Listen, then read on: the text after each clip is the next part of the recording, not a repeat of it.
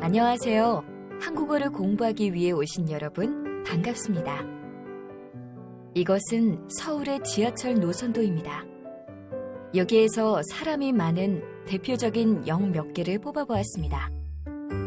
명동, 이태원, 서울역, 동대문, 경복궁, 홍대 입구, 강남입니다.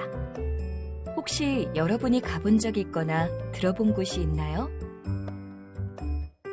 다음으로 이 사진들은 한국을 대표하는 것들입니다.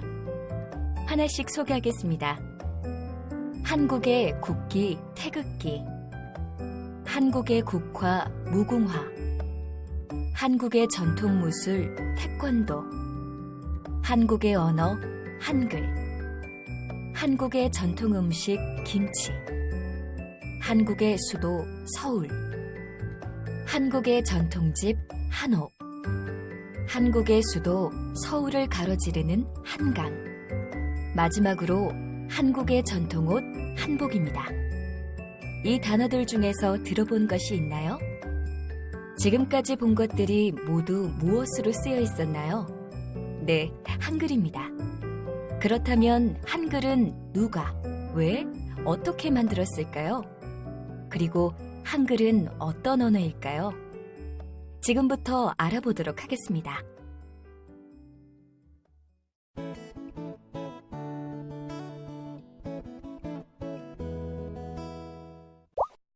여기는 남극에 있는 한국의 과학기지입니다.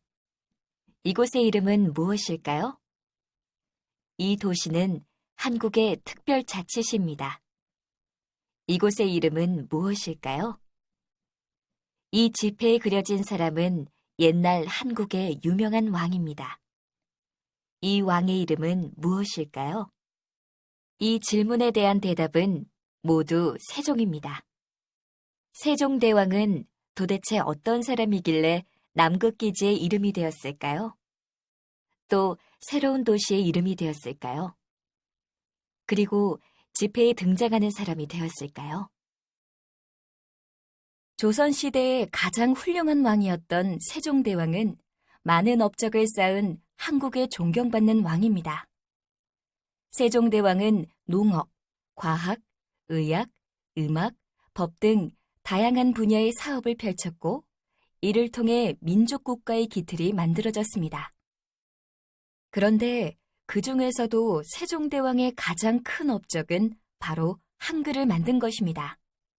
한 언어의 문자를 만든 사람이 있다는 사실을 들어본 적이 있습니까?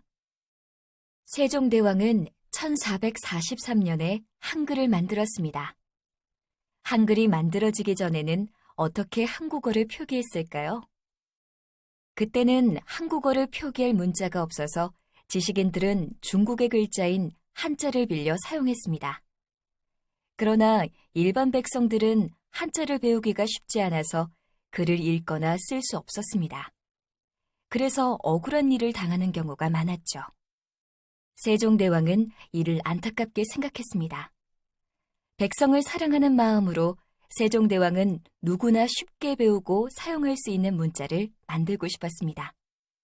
수많은 연구 끝에 드디어 한국 사람들이 말하는 대로 쓸 수 있고 배우기 쉬운 글자가 만들어졌고 세종대왕은 이 문자의 이름을 훈민정음이라고 지었습니다. 이 훈민정음은 20세기 이후에 한글이라고 바꿔 부르게 됩니다. 훈민정음의 창제로 모든 한국 사람들이 글자를 쉽게 배우고 쓸 수 있게 됐습니다.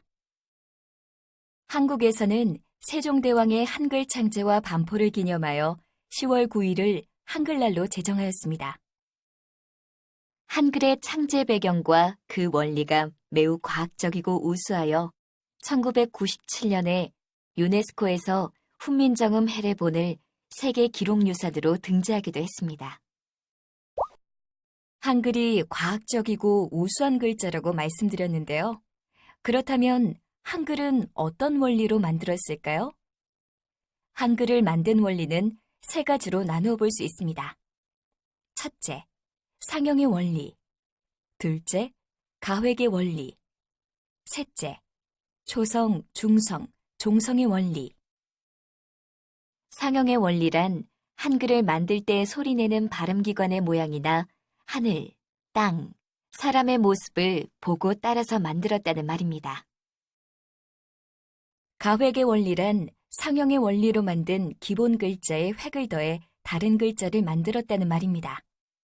이런 방법으로 만들었기 때문에 보기에 쉽고 배우기 쉬운 글자가 탄생할 수 있었습니다. 초성, 중성, 종성의 원리란 음절을 세 부분으로 나눠 이해하고 자음, 모음, 자음으로 구성했다는 말입니다. 여기서 종성의 받침소리는 새 글자를 만들지 않고 초성에 사용한 글자를 다시 사용하여 복잡함을 덜었습니다. 모음은 무엇을 본떠 만든 글자일까요? 바로 하늘, 사람, 땅의 모양을 본떠 만들었습니다.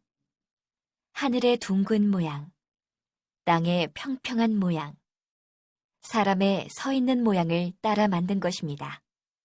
모음은 세 가지 기본자를 결합하여 글자를 만들었습니다. 안은 동쪽에서 해가 뜨는 모습을, 어는 서쪽으로 해가 지는 모습을 나타냅니다. 그리고 오는 땅 위에 해가 떠 있는 모습을, 우는 땅 아래로 해가 진 모습을 나타냅니다. 이런 결합으로 단모음 10개를 만들 수 있습니다. 자음은 무엇을 본떠 만든 글자일까요? 자음은 소리가 나는 기관인 목, 혀, 잇몸, 이 등을 보고 문자를 만든 것입니다. 이렇게 글자를 보고 소리를 내는 방법을 기억할 수 있게 만들었습니다. 이 원리에 따라서 먼저 기본자 기역, 니은, 미음, 시옷, 이응을 만들었습니다. 기역은 혀뿌리가 목구멍을 막는 모양입니다. 니은은 혀가 윗잇몸에 붙는 모양입니다. 미음은 입술의 모양입니다. 시옷은 이의 모양입니다. 그리고 이응은 목구멍의 모양을 본뜬 것입니다. 이런 상형의 원리에 획을 더하여 기본 자음들을 만들었습니다. 그리고 기본자에 획을 더해 강한 바람이 나오는 글자를 만들었습니다. 예를 들어 기역에 획을 더하면 키읔이 되고 디귿에 획을 더하면 티읕이 됩니다. 자음은 같은 자음을 나란히 써서 글자를 만들기도 했습니다. 이렇게 반복해서 쓴 자음은 목에 강한 힘을 주는 소리가 납니다. 예를 들어 기역을 2번 쓰면 쌍기역이 되고 디귿을 2번 쓰면 쌍디귿이 됩니다.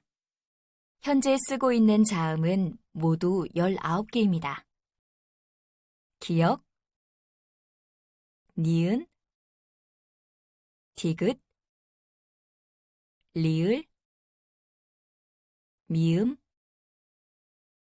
비읍, 시옷, 이응, 지읒, 치읒, 키읔, 티읕, 피읕, 히읗, 쌍기역, 쌍디귿, 쌍비읍,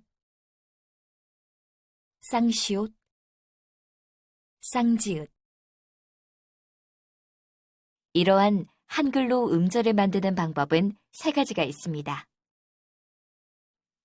첫째, 모음 하나로 음절을 만듭니다. 이때는 초성의 자리가 비어있기 때문에 이응을 넣어줍니다. 둘째, 자음 더하기 모음으로 음절을 만듭니다. 기역과 아가 만나면 가가 됩니다. 셋째, 자음 더하기 모음 더하기 자음으로 음절을 만듭니다. 히읗과 아와 니은이 만나면 한이름이다. 이때 글자를 펼쳐서 쓰지 않고 모아서 씁니다. 모음이 아처럼 수직 모양일 때에는 자음의 오른쪽에 모음을 씁니다. 받침은 자음과 모음의 아래에 씁니다.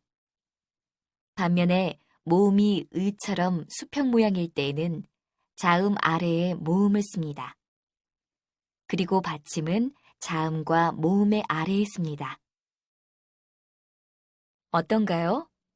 여러분이 한글이 만들어진 원리에 흥미를 가지게 되었으면 좋겠습니다. 원리를 알았으니 좀 더 쉽게 한글을 배울 수 있을 겁니다. 한글을 앞으로 차근차근 함께 배워보겠습니다. 우리가 앞에서 살펴본 한국어를 사용하는 사람들은 얼마나 될까요?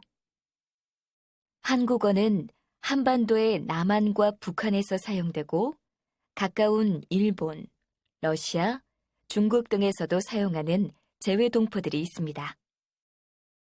그리고 한국어 인터넷 사용자 수는 세계 10위로 온라인상에서도 많이 사용하고 있습니다. 또 최근에는 한국 노래와 한국 드라마 등 한국 대중문화에 대한 관심 때문에 한국어를 배우는 사람들이 점차 늘고 있습니다. 한글과 한국어를 배워 세계 속의 한국과 더욱 가까워지는 시간이 되길 바랍니다. 감사합니다.